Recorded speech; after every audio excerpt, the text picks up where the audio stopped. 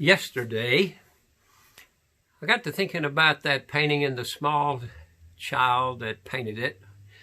And then I thought about the other small things that were important. And I continued that thought today and did some more study and looked into the Proverbs, and I looked into Matthew, and then I looked into John. Matthew 13, verse 32 says, "It is the smallest of all seeds, but when it has grown, it is larger than all the garden plants and becomes a tree so that the birds of the air come and make nest in its branches." A little grain of mustard. And then also in John chapter 6, verse 9, it says, "There is a boy here who has 5 barley loaves and 2 fish, but what are they for so many?" Of course, wondering how God could use that small amount, but ended up feeding 5,000 and more with that.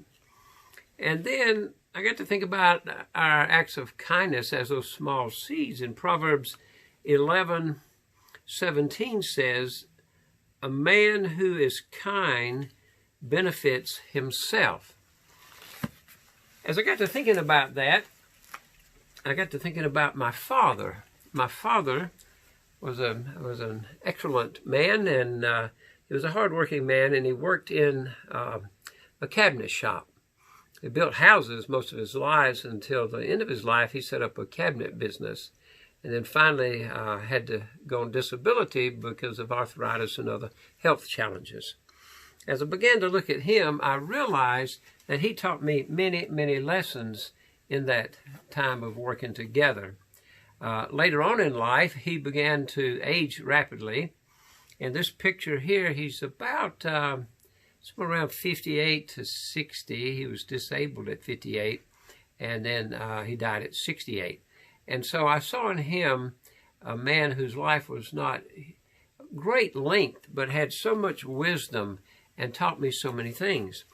One of the reasons I got to thinking about that today was I spent a lot of the day in workshops and educational seminars, and then talking with people all across the United States and in the Philippines, trying to solve my email crisis. I keep getting all these things, they keep getting jumbled up, and I can't send them out, and finally it's finished. But one of my local friends that helped me on one of the parts of it talked about a comma.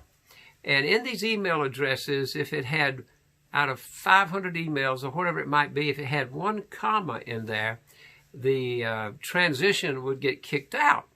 And so you had to go search for the commas and get them out. And then once we got them transferred in, I ended up in the Philippines online and phones and stuff like that, and found out that they had a hard time getting it to transition into the email. We finally got it. The moral of the story is each little thing along the way was important. Just like a grain of mustard seed, whatever you do each day in a kind way to others or planting seeds is so important. Years ago, as I became an adult, my dad and I had worked so many days and hours together.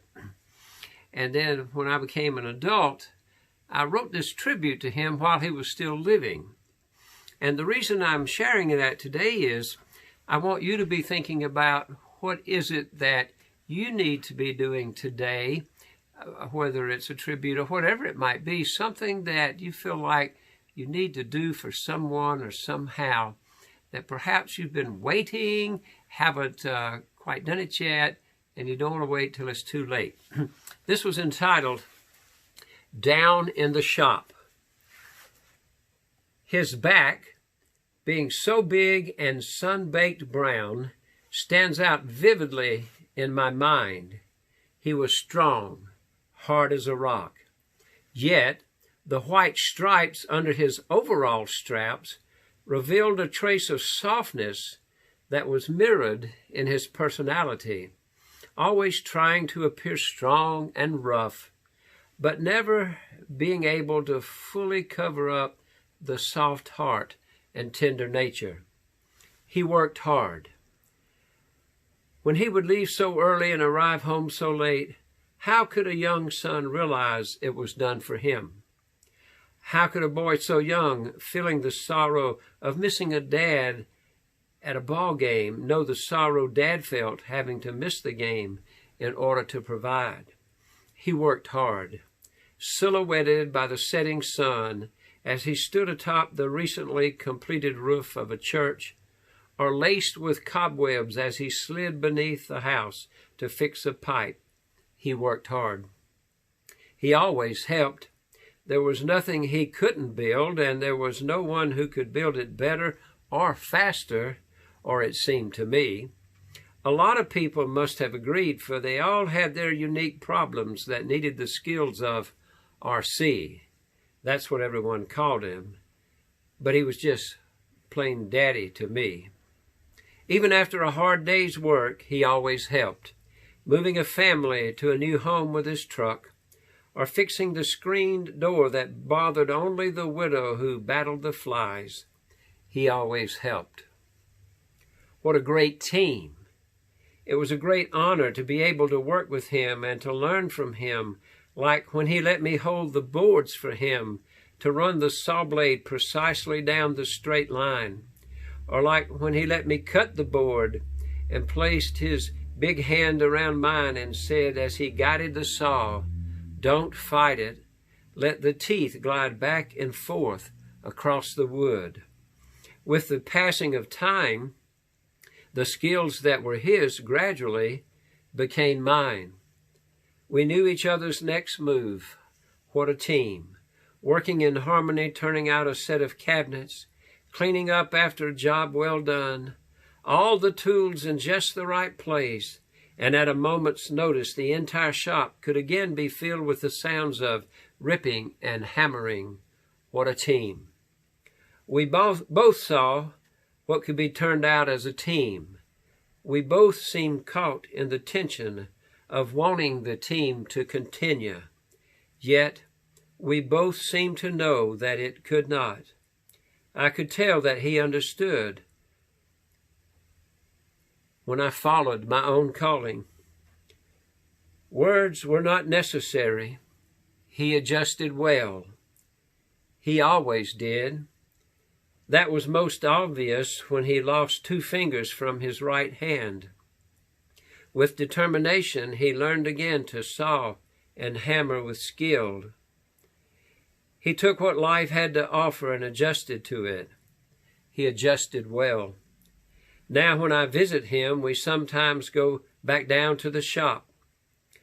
We manage to find some little project that compels our attention. Only now he hobbles painfully across the gravel with his back bent white. With swollen hands and feet, he moves through the cluttered shop, turning on switches once a part of his daily ritual. Now he holds the board for me. As I cut the line, his eyes can no longer grasp. It feels so good for the team to be together again, but it also hurts. My skills were learned from him. I want to scream. Let me return them to him along with my strong back. Let me again hold the board for him.